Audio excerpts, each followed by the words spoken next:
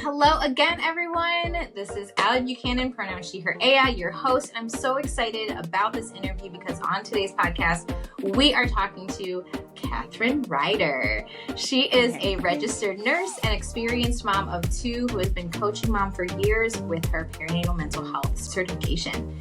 Her educational background includes degrees in nursing, biology, and health education. Plus, she has completed several coaching and training programs. Personally, Katie has had 2 difficult births, experienced medical complications, NICU stays, and postpartum anxiety, which left her feeling less like herself, swallowed up by motherhood and everything that goes along with it.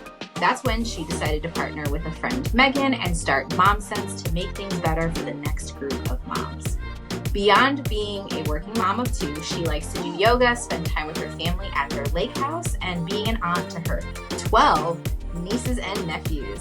She loves a good podcast, is obsessed with organizing hacks, and on top of all that, she is also a justice of the peace and loves performing weddings. We are welcoming Kathryn Ryder. Welcome to the Phantom Cries Are Real postpartum podcast, and thank you for tuning in. I'm your host, Allie Buchanan, and I'm beyond excited to bring you tools and tips to help you thrive, not survive in the 4th trimester.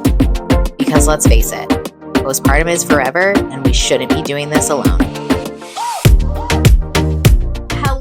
Hello, everyone. Thank you for joining us, and for today's episode, we are welcoming Kathryn Ryder. So fancy. So fancy. I still can't believe that we're talking. Excited to have you here, Kathryn. See, I'm gonna. I know it's hard. It's hard. It's okay, but we'll get through it.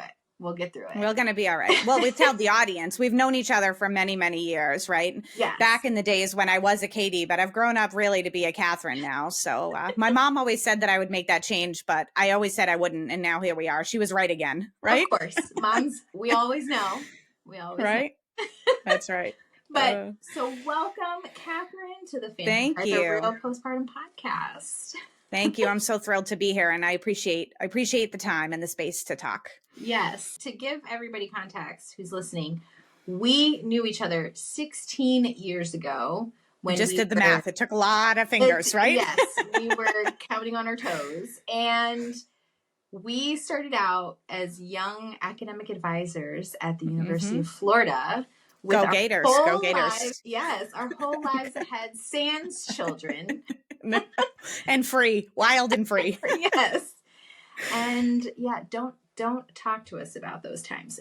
But no, we have come a long way. We have become Kathryns and Mrs. Ryders and Mrs. Buchanan. So let's get into, how did you get into coaching moms?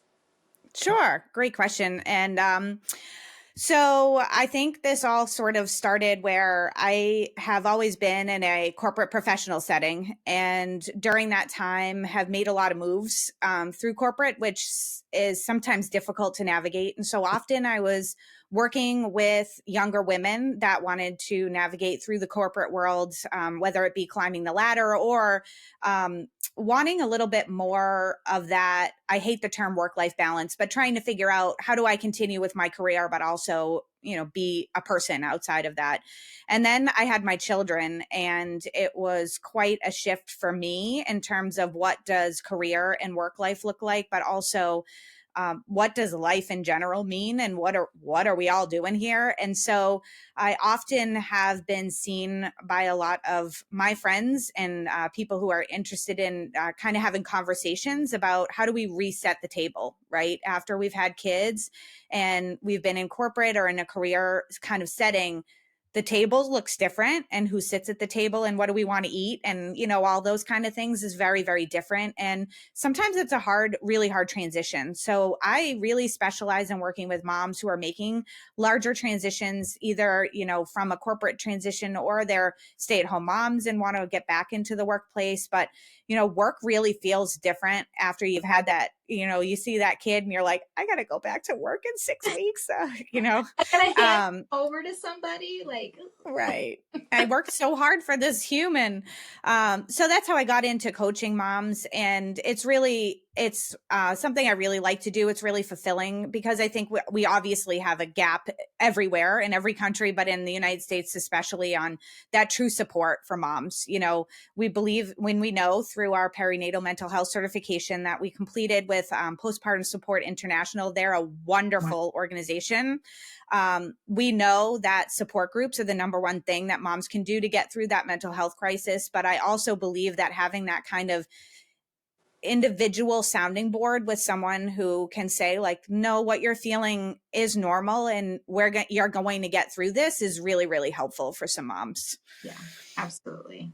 What was something that like worked for you when you were going through your experience? Like, did you gear more towards the support groups, or did you struggle on your own and then hop in? Like, how did that yeah. Oh yeah. I completely struggled on my own and then was looking for resources afterwards because just felt the whole process is silly. But that may help us kind of segue into the whole thing, like what happened. So I have 2 children right now. My son is Jackson. He's 5 years old. My daughter is Nora, and she is 3. And I had 2 preemies. So Jackson was born at 31 weeks and Nora was born, my water broke at 31 weeks and I was on hospitalized bed rest 21 days during COVID. And had her right at the tail end of 33 weeks. So I think I was 33 and 6 or something like that. I knew that the years have gone by, so the dates are getting less and less crisp, but I used to know them right off the top of my head. Yeah. When Jackson was born, he was did 46 days in the NICU, and I experienced, as with everybody, I think mastitis is probably the worst thing. I don't know what's worse, but mastitis is terrible.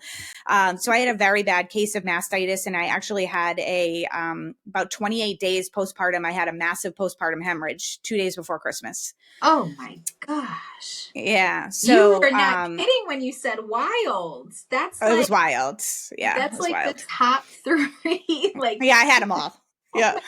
Yeah, I had them all. So Jackson was born in one hospital, and that hospital didn't have the right level of care for him. And so he was transported immediately to another hospital. And then a couple weeks in, somebody said to us, well, why aren't you at this other hospital that's kind of closer to our house? Because at that time we were living in the Ronald McDonald House. So I always like to give Ronald McDonald House a shout out. If they have them out there, or you go through the drive-through at McDonald's and they ask you to round up, please do, because they were a godsend to us. We were able to stay with them and be close to our son. And then we moved to this closer hospital.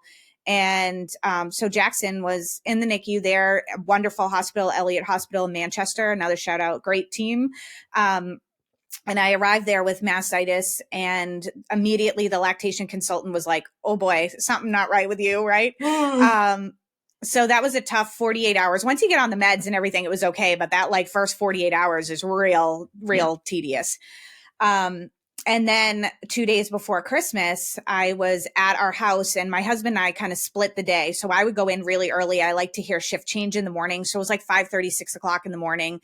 I would go in and do shift change. And then my husband would come in. He was working at that time. I was off on leave, but he was working at the time, and he would like midday, like 12, 1 o'clock, he would come in and relieve me, and he would go until a night shift change. And I woke up that morning and it was terrible. And so I remember waking him up because this was not his time, and being like, so listen, it's time to get in the car. We're just going to go to the emergency room and everything's fine. And when we get there, they're going to ask if I can have blood products because I'm probably going to be unconscious. And, like all of these, like coaching him through it, everything's going to be fine. Right. And he's freaking out. So come to find out that I had retained 80% of my placenta at the time. And they hadn't gotten all of it out. And because of the way, I know your audience will be okay with this talk, but because the way that my uterus was tilted, it kind of just sat there and built up and built up and built up and built up. And so, I do remember the doctor that I had at that time. She's lovely. I still see her often, but, she shared with me that in their practice, they had never had anyone that went 2 or 3 days, and I had gone 28.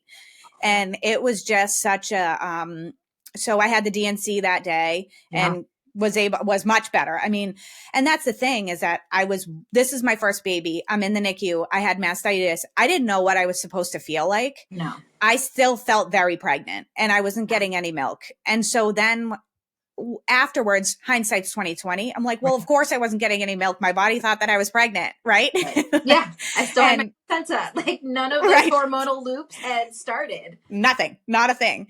And and not that you lose weight at all or anything, but like, I still felt very pregnant. And I was like, interesting. And so now afterwards, I'm like, I had the DNC the next day. I woke up. I was like, this is amazing. I feel so much better, right? Because I had been so sick. I just didn't realize how sick I was, and I wouldn't be surprised if that mastitis and the hemorrhage all were together, right? They were all working together to like be an alarm of like, something's not right here. Right. So we had that situation. And then thankfully Jackson was discharged in January 6th, my sister's birthday. He was discharged. And then we came home with a very small infant. He was born at 3 pounds. And when he was discharged, he was somewhere in the range of 5 or 6 pounds. And it was crazy. You just come home with this child and you are in a very supportive situation in the NICU where you're like, they're being monitored every minute of the day. And my kids were apneic, so they would stop breathing. And when they would stop breathing, every alarm bell would go on and we'd come back in and we'd rub their feet and they would wake up and, that was okay, I guess. Yeah. And now you're going home with this infant with you're by yourself. Right. And so that was a huge transition. We thankfully had a wonderful pediatrician that we had left. I think it was a Tuesday. He got all the records that Tuesday and we went in to see him at 8:00 Wednesday morning. So the next day, Wednesday morning. And he's like, read the whole chart and we're like, oh my God, this is so great. I feel really comfortable working with this guy. And he's like, well, I'm retiring Friday. And I'm like, oh my God. No. Right. Don't do that. Will you do home visits? Right, exactly. But he transferred us to the right pediatrician and things have been fine. But that was really, I think one of the things, my biggest lessons from Jackson in general was that I had planned my maternity leave to the minute. Right. So I knew I was going to go out on this date. I think I was due January 11th or 12th. I'm going out on January 11th and I have this many hours of PTO because go United States. We have no maternity leave. So things are great. So I'll go on short-term disability. I'll do 6 to 8 weeks. I have this much PTO. I'll add to the end. And this is when I'm going to come home. And it was like a wrecking ball to my level of organizational skills because it was like, oh yeah, that's not how any of that's going to work. That's what you thought? Okay. Cool. Let's get to work.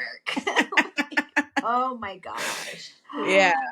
So I think that was I will say that now, and I think for anybody who is listening to this and maybe in a post NICU situation, that this will come over time, but that, after I've had, and we'll talk about Nora in just a second, but after I've had these 2 children, I went through the stages of grief, right? Disbelief and anger and bargaining and all of those. And now we're sort of on the other side. My husband and I talk about this quite frequently, actually, where we see the lessons and the gifts in all of it. Mm-hmm. There were some real, really big life lessons for me of you got to be prepared. You can be as prepared as possible, but life is going to do whatever life is going to do. And,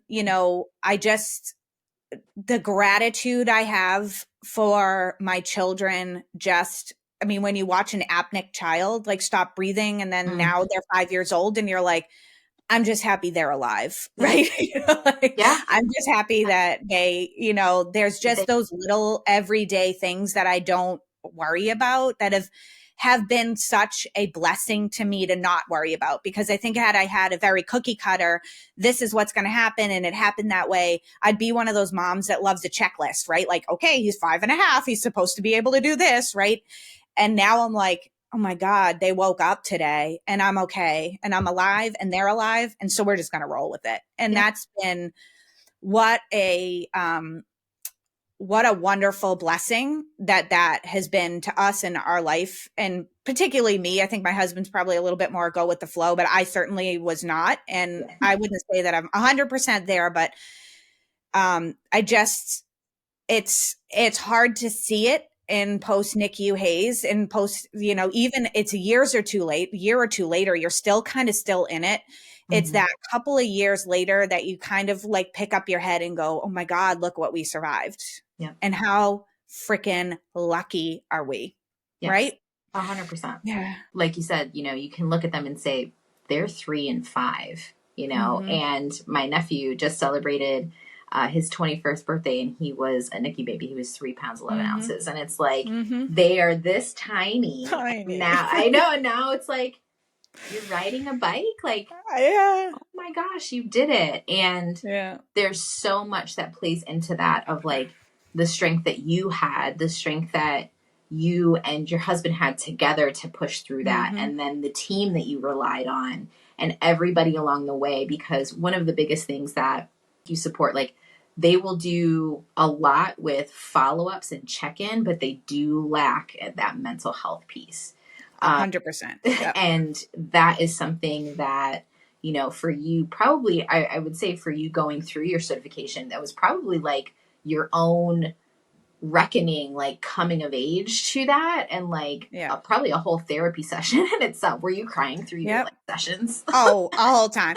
So my friend Meghan and I went together, and she had I will not share her story out of her own privacy, but she had a story that's unbelievable. How she's alive and how her son is alive, and that they survived what they did. And that's the thing, is that I've sat with so many women. I feel like every once in a while I end up in this like circle of women who tell their birth stories. I'm like, how did any of us survive these things? Right. Like, it's just crazy. But we cried through our whole training because we just felt like there's just such a hole in all of these, like you said, when my kids were discharged, it was a part-time job getting them to all their follow-ups and all of their doctor's appointments and the different therapies. And we did early intervention with both of them. And it was like, I was running. So I didn't have time. Like, I didn't have time to sit in the corner and be like, what the hell just happened to me? And so as the years have gone on, we've had to have those moments, my husband and myself, and like you said, my team. I mean, that was another really huge lesson that I learned through all of this was I'm fiercely independent. I've been fiercely independent since the minute I was born. Right. And so, I always resisted assistance. And when I needed it, my people showed up. And that was such a beautiful lesson to me of who's going to be on the team when you really need it the most. My sister showed up, my nieces showed up, my family showed up, and my friends showed up. And that is something I think that we don't pull that lever every once in a while, because I'll tell you right now, if anybody asks me to do anything for them, I'm on it, right? Because of the outpouring of goodwill and support that I received. I think when we look at postpartum, a lot of people say, I'm fine, everything's fine, I'm okay. And people don't know what to ask for. Yep. And they think that asking for something is a sign of weakness. And so now if I'm working with anybody or any situation that's going on, I don't even ask if people need help anymore. I just show up with the pizza and like, can I wash a load of laundry? Right? Like, because when you ask someone, what can I do to help you? Their answer is, no, I'm fine. I'm good. Don't worry about it. But when you actually show up on their doorstep with a pizza or some chicken soup and you're like, hey, I've got an hour, can I do some laundry for you? They're like, cool, right? That's amazing. And the other thing is that question is so vague that anybody in the psychology world, like anybody, if there's too many answers to give, confusion provides a shutdown. Like, my list, we all have the running list of like the 300 things that we need to do. So it's like, oh, what do you need help with? The list is too long. So, no, I don't want to bother you, it's going to be too much. So if whoever's listening, if you're going to ask the question of how can I support you, offer suggestions. Hey, can I bring you a meal? Can I bring, or can I come over and help with dishes? Like, be specific in your ask, because even if they say no, something in them might trigger a say of like, yeah, you know what? A meal would I really didn't feel like cooking. Right. That sounds amazing. Right.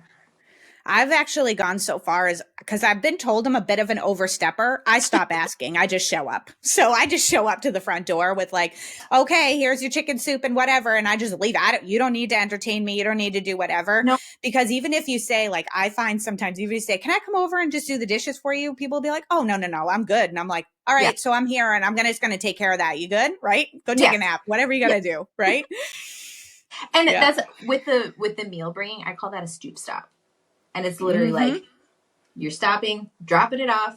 Peace. Have bye. fun. Enjoy. Right? And like, I'll talk to you later. Text me later and be done with it. Like, And I think that it's going to show up. Everybody's going to move through how they ask for help and accept for help. And you know, it does take the village, because you're going to be comfortable with certain people doing that. Like, if you're showing up like that, somebody's going to be like, oh, that's Kathryn. Like, they know that of you. Versus like, and if you sit down and you're able to understand who in my village, who in my support inventory is going to be the one that I know I can count on for a meal. I know will be there. Like, I've seen their house when it was a wreck, and they're not going to care that there's my boob is out right now. Like, they're going to come in and be like, what do you need? Like, that's who you need to understand. Who are your people? Where are they? And how can I tap into that? For sure. Yep. Now, how did that, so you had that first experience. You said the second was the same. How did that play into either preparation or like, both, like the preparation silly after? Silly. So we had Nora. So we had a hard time conceiving Jackson. It took us a couple of years. And so I was silly about the whole thing. And I was like, listen, Jackson's a year old. If we're going to do this, let's just do it. Right. And of course, my husband's like, anybody who listens to this and knows my husband knows he had no say in any of this. But so of course, we got pregnant that month. And so we got pregnant right away. I was like, cool, great. What they shared with me, the medical community shared with me, that the likelihood of having 2 preemies was pretty low, right? So that you have 1 preemie and you do not normally have a second. If you have a second, you will have a third. They will, right? So, but they were closely monitoring me, but because there was no reason why I had Jackson early, they were not worried about me having Nora early, which I was like, okay. Right. So your intuition, you're already feeling like you're not okay with what they're saying. No, I think I was, I think because there was never a definitive, this is what happened with Jackson. It was like the likelihood of that happening again is probably, that's what they shared with me. And to be honest, I was like, okay. And I wasn't, because there's nothing you can do. I mean, it's not like, so he was a spontaneous rupture, and there's not like, you can't cerclage that. There's nothing you can do. And so at that point, I really didn't want, I had a 1-year-old, and I was working full time, and I just didn't, to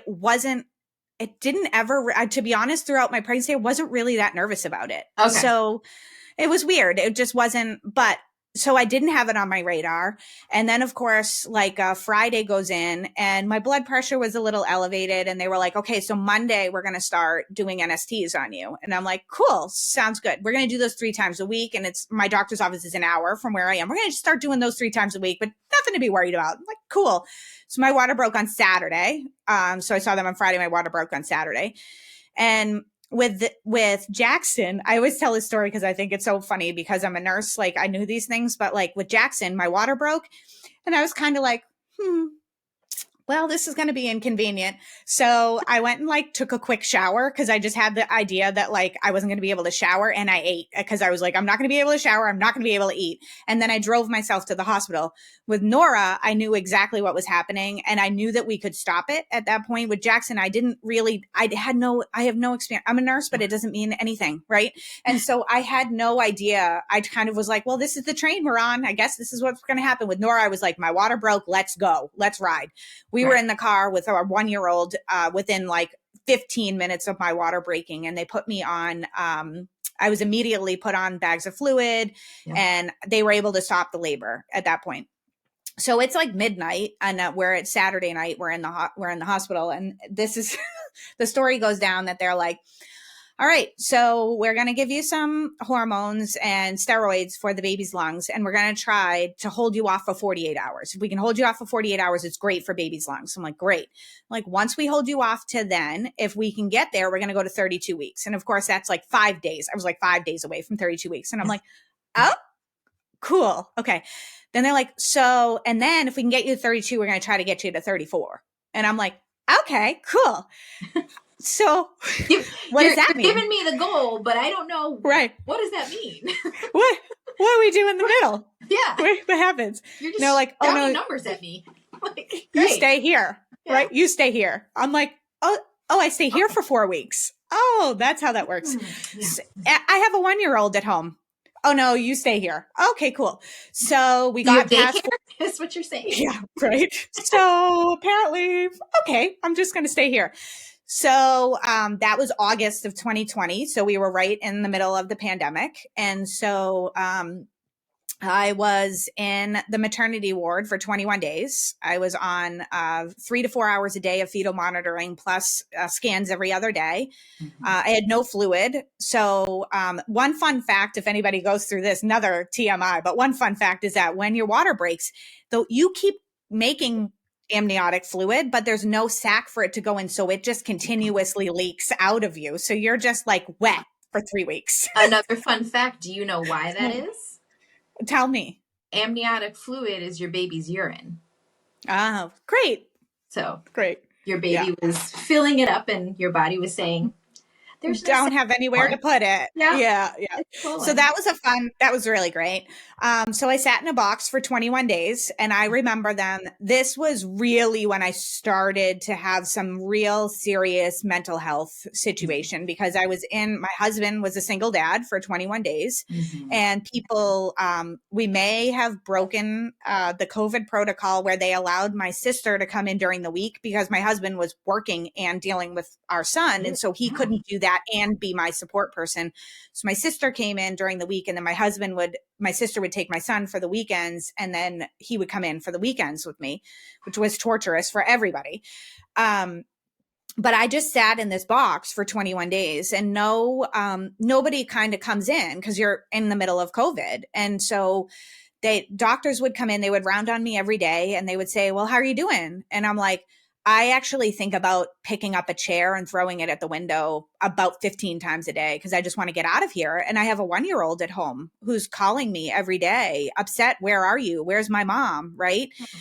And so they would let me see him because this was July and August in New Hampshire. It was hot. So every Sunday they would let me see him, but I could see him in the parking lot outside. So he and I would reunite every Sunday, and then I would go back to my room by myself and just be a mess. It was awful. And so this went on and went on and went on. And so when we got to week 33, I had a 31-week preemie. And so 33 this is a freaking bonus, right? Like 33 weeks is amazing. I remember being like, so at what point does my mental health override the need for this child to be in here? Cause I'm losing it, right? Like I cannot sit here and that has to do with my personality. I'm a doer. I'm a goer. I can't sit in a room, and to put me in a room for 21 days by yourself and say like, good luck. And you're going to just leak fluid, and people can bring in meals. And, the other thing is you hear a different story every day. It's a different clinician every day. It's a different maternal fetal person that's coming in. And so I'm taking the checklist out that I got yesterday about the criteria I needed to meet in order for me to have a C-section, because I had no fluid, so I couldn't deliver her. I was going to have a C-section. I'm like, well, yesterday I said I had to do these 3 things, and I've met these 3 things today. So is today C-section day? Because I've had it. And they just kept being like, the longer she's in, the better. I get it. Right. And at the end of the time, when I reflect back on it, yes, could I have been more patient? 100%. But I needed more than being in a box and being told different stories every single day for 21 days.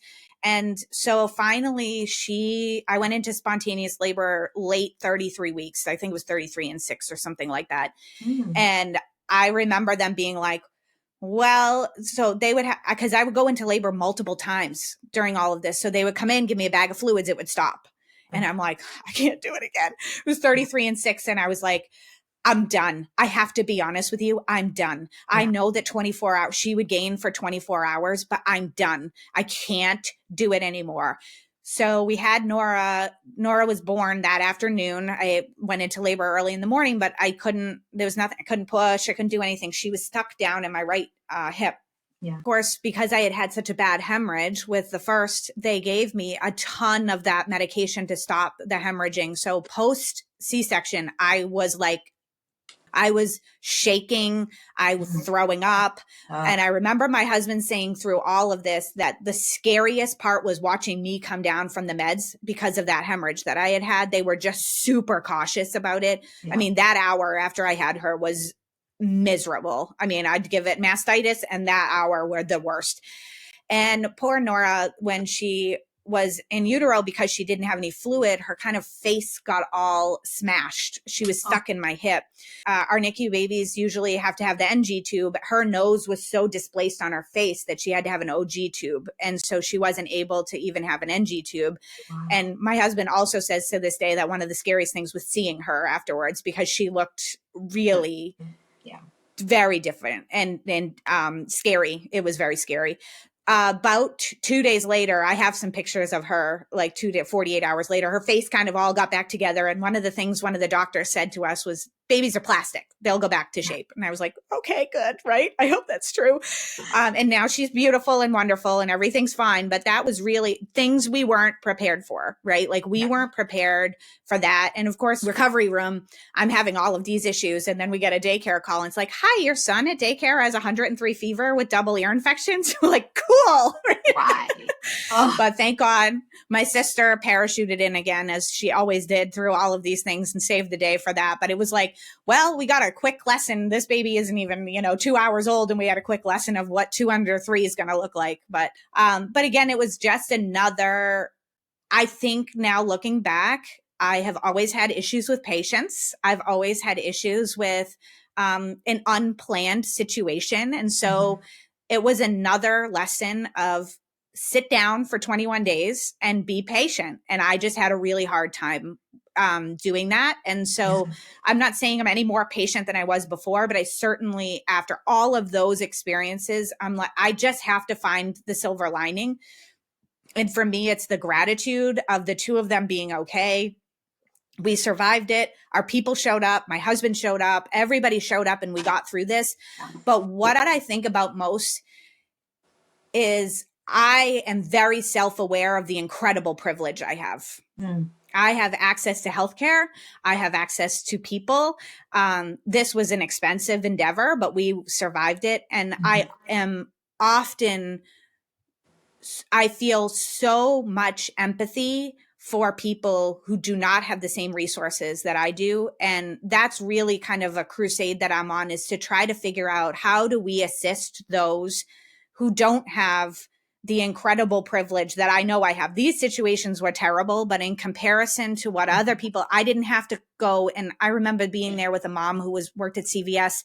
She had twin NICU babies in there, and she would go and work 4 hours at CVS, come back, pump for these babies and feed them, and then go back and work. No diss against CVS. That's not the thing. I'm just saying I'm very well aware of my privilege. And that was the privilege that I had through all of this, was the space and the time and the energy and the group and the all of that. And so we've got to do better. We've got to do better for our moms and our families who go through these horrific situations. And then we send them home with medically fragile kids and go, good luck, right? And wonder why they're a puddle, right?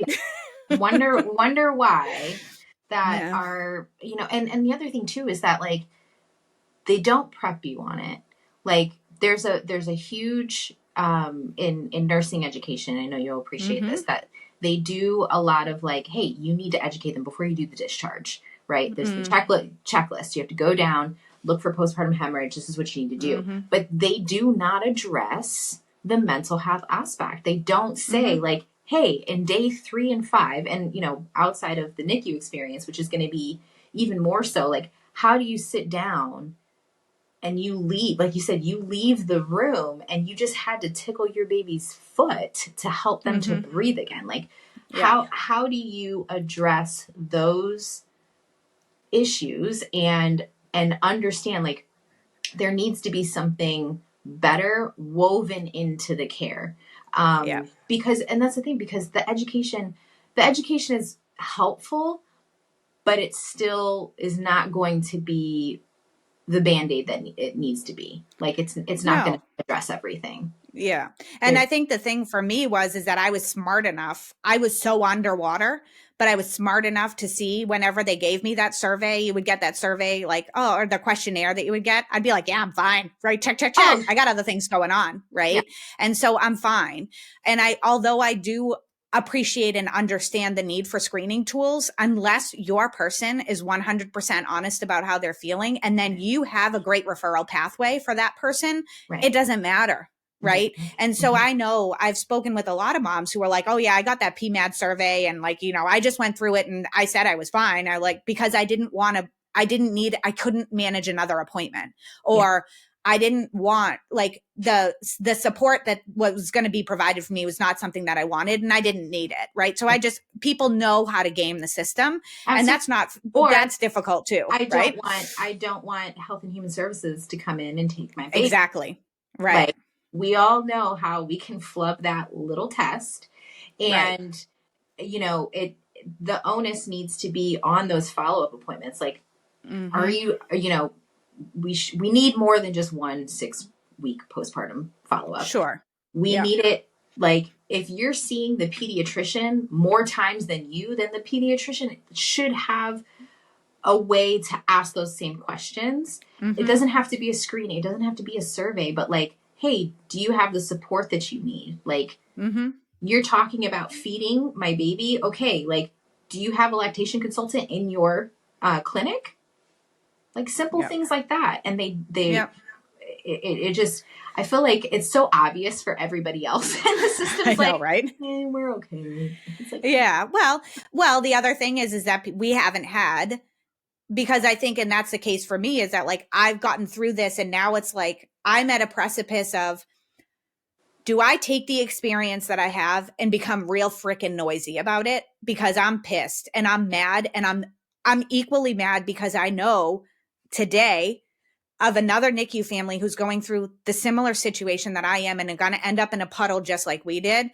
Or do I count my lucky stars and go on with my life? And I think that's what happens with a lot of us who go through these postpartum experiences. It's like, I'm okay. And so I can only insulate that I'm okay, but I can't take it to the next level. And that's where I think you and I, who are like, I'm really passionate about the fact that I never want a NICU mom to leave a NICU and feel like they don't have someone that they can talk to. And I have that unique experience to say, like, I've been there. I've sat in those chairs.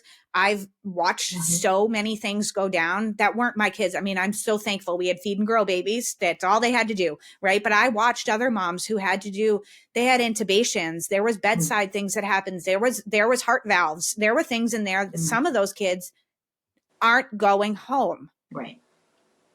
So I get that. And what an incredible privilege I have.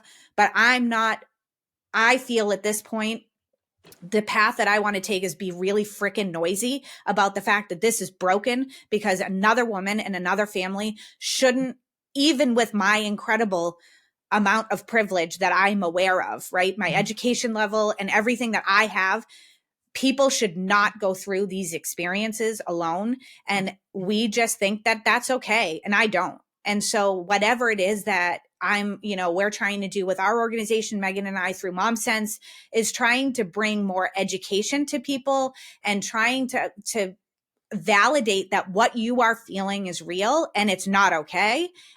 But you will get through this and you will be okay, but you have to advocate for yourself. And it's really sad, but that's where we're at. You have to advocate for yourself, right? Absolutely. Now let's get into that. Like, tell me more about MomSense. Like, what are your core like resources, things like how can parents utilize you and your organization? Well, no pun intended, but MomSense is in its infancy. Meghan, as I shared, is my business partner, Meghan McManama. She's a dual board. She says it better than I. Dual board certified adult and female or women's health nurse practitioner. So she has her nurse practitionership. She's a doctorate in her nurse practitioner. And then we both went for our perinatal mental health certification. And so what we are trying to do is balance this need and desire and burning passion that we have to make the next generation of moms not go through the situations that we went through, or at least if they go through them with a support system while having full-time families. So that's the thing, is that we are really, we're together. What we're doing now is working through kind of creating content that is helpful, that will help moms in, we believe a lot in the nervous system regulation. And so we know that like when you're in a state of fight or flight in your family, you as in a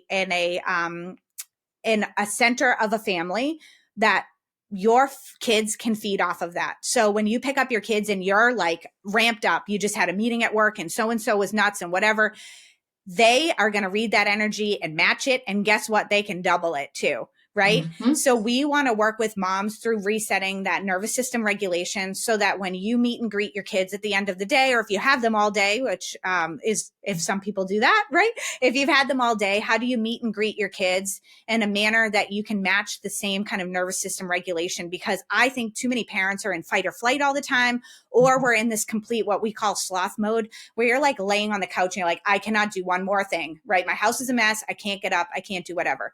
That meet in the middle, that little Oreo, the like white part of the Oreo, that's where connection happens with our kids and with others, right? And so we spend like 80% of our day up here, fight or flight, run. And then like the 10% after they go to bed, we lay there on the end of the day and we're missing all the good parts in the middle. That's where glimmers happen. So that's where you can kind of have that connection with your kids and you can say like, oh my gosh, there was a reason I did this whole parenting thing, right? It's not to take Joey to the next soccer game and then to be in like, it's too much. We're doing too much. And so we want to help families find that middle where they actually can find the joy in parenting again. They can connect with their kids because connection is the number one thing, whether it's, 15 minutes after your postpartum, or it's 3 or 4 years later when you're going like, I'm not having fun right now in parenting. I'm not doing that. So we are creating content around that. So we're currently building all of that. The other thing that Meghan and I we're very dynamic public speakers. And so we're going to be doing some public speaking around here in the Massachusetts and New Hampshire area, and then hoping to come all over wherever we're invited to really start talking about helping people make those connections and finding, we want your Oreo to be like a triple stuff. I love a double stuff, but I want like a triple stuffed Oreo and then a thin one on the outside, right? And we want to give you that big glass of milk that you're just going to dunk it in, slam it. That's right. Right. That's right. Oh, I love it. You can follow us on Instagram for now. And then we also do offer private coaching sessions. So it's with myself or an affiliate coach that we have that also have been tenured coaches. So if you're interested in coaching, you're welcome to join our community for coaching as well. That's been really successful for a lot of moms, especially coming out of any kind of traumatic birth situation. Coaching is not therapy. Just want to make that very clear. We do not diagnose. We do not prescribe. But it is that kind of that sounding board that you can have to say those things that are like, I don't know if I should really be feeling this, right? And so we can help from a coaching perspective. We've been trained in perinatal mental health, but we can also just be that listening ear to help you say and reflect back on the things you already know a lot of times. And that's the thing. With all of this, you already know most of the answers to some of the questions that you're asking. We're just too noisy. Our brains are too noisy. Our life is too noisy. Getting real quiet with ourselves and saying like, this is, I know the way. Intuitively, we know the way. It's just helping you get there. Right. Yeah.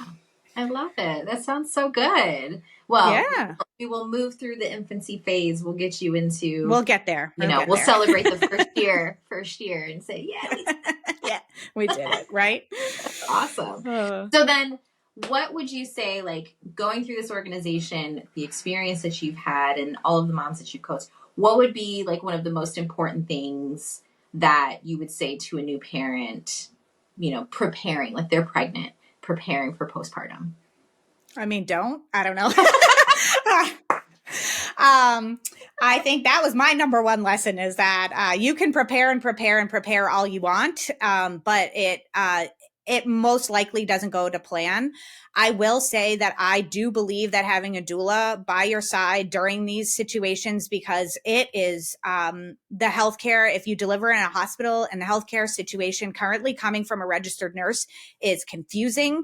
It is, and often they are kind of sticking to a script that you may not need to stick to necessarily. And so I do believe that having a doula by your side, if you can get even a labor doula that you can have, or definitely postpartum. We had a postpartum doula after Nora, who came and did, thank God. My girl Janie, she came and did a couple overnights for us for about 2 or 3 months, which was the best thing we ever spent any money on, an overnight doula. But we know through Postpartum Support International and all the research that they do, that support groups are the number one thing that we can do to get through these things, but also sleep. And it sounds crazy and silly, but when you start to lose those hours of sleep, you got to get 4 to 5 hours of sleep uninterrupted every single night. When we see people who do not get sleep, and that's when all of these things it's a domino effect. So prioritizing a sleep plan after you have children is the number one thing that you can do. And then also be prepared that the plan isn't going to go the way the plan is, and that's okay. So that would be I just whenever I work with moms, especially when they're pregnant, it's do you have a doula? Do you have a sleep plan afterwards? And sometimes it's like, well, I don't know. We'll just figure it out. You got to have a little bit of a plan. Things will change, but you've got to have that person who can come and help you. And again, that's an incredible privilege I had to have an overnight doula. And I totally get that. And that's not in everybody's plan, but that was a lifesaver for us. Yeah. And you know what? And that's the one thing, like, how you say, like, I don't believe in work-life balance. Like, I don't believe in planning. I just believe in the preparation. Like the plan sounds like it has to be so strict and like 1, 2, 3 has to be perfect, has to be this, it has to look good, or all of these things. And it's like, don't feel like you have to stick to that, but that preparing the plan is what is going to help you understand where and when you need to pivot if something comes up and it's like, oh shit, I didn't expect that. Like, okay. Right. But I did think, if this happened, that this will be my choose your own adventure and I'm going to go down this path now. The plan is not going to go according, but the preparation that you put into it is going to help you understand what's the next decision that I need to make. What's the next move or adjustment, again, or pivot that I need to make it through this next parenting phase or newborn phase, whatever it is. Something that, and I'd rather be over prepared as a parent. I'd rather be over prepared, have a doula lined up, and worst case scenario, if you don't need them, then it's like, great. I mean, I've never met anybody that didn't, but I'm just saying, like we happen to stumble upon all of these things from a sleeping perspective. It was like, okay, I think we need some help. We happened to find a doula who's going through a certification she wanted. And it was like, all of these things worked out for us. Yeah. But looking back, wish that I had those conversations beforehand and had a plan beforehand. It was like, until I needed it, then I planned for it. Then I started to prepare for it. And I do think that, like, over plan for some things that you might, and then worst case scenario, you're like, well, I didn't need that. Okay. Right. Yep, absolutely. And the one thing too, like I like to mention about postpartum doulas and the overnights is that, like, if you could put a price point on your sleep, what would that be? Exactly. Right. Exactly. Like when you are hitting that wall and you are struggling and you're like, gosh, I just need a good 4 hours. How much is that worth to you? Mm-hmm. Because most postpartum doula packages are probably what your sleep is worth. And so think about that. And how can we be creative? Like, you were so creative to find a doula in training. That's a great way to find somebody that's a little bit lower cost. And sometimes they do it for free. I know I had a couple freebies when I was training. And the other thing too is some insurance. Does Massachusetts, do they offer insurance coverage for doulas yet? Oh, I don't think so. So in some states there is doula coverage. I know Oregon, they do offer that. So that's really nice. We're starting to move the needle in those. We're starting to move the needle, but yeah, the more you can do to set yourself up for success, you know, and pull those levers as you need them, and you had them ready to go, we can get through this, right? Yeah, absolutely. So, so many good nuggets, Kathryn. Thank you so much. I'm so excited. I can't wait to see what MomSense does. I'll probably sign up. Yeah. Can I sign up to be a coach? I'm gonna be a coach. Yes, absolutely. Okay. We'd love to have you. We're doing this. All right. Yay. Well, thank you so much, Kathryn. Again, make sure that you follow them on Instagram at MomSense. Is it? No. MomSense Co at CO at the end. Instagram at MomSense Co. And the website is www.momsenseco.com. So we will. That's right. So excited to see what comes from you. And thank you so much for joining us today, everybody. Thanks, Kathryn. Thank you. Nice to see you. Nice to see you too. Bye. Bye. As a disclaimer, this podcast does not provide medical advice. The topics discussed in this podcast are for informational purposes only. Please see the 40daydoula.com/disclaimer for more info.